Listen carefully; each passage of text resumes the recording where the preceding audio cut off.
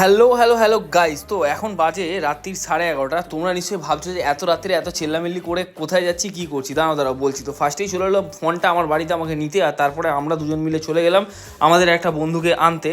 তো তারপরে আজকে আমরা সবাই মিলে গেছিলাম, কেননা আজকে আমাদের স্পেশাল দিন ছিল, আর সেই স্পেশাল দিনটা হচ্ছে আজকে ছিল আমাদের ভাই আকাশের জন্মদিন। তো যাই হোক, দেখতে পাচ্ছ ওর বাড়ির সামনে আমরা সবাই চলে এসেছি, আর তারপরে চলে গেলাম ওর বাড়ির ভেতরে। আর ওর বাড়ির ভেতরে যাওয়ার পর ও ফার্স্ট বার্থডে কেকটা কাটলো ওর বাড়ির লোকেদের সঙ্গে।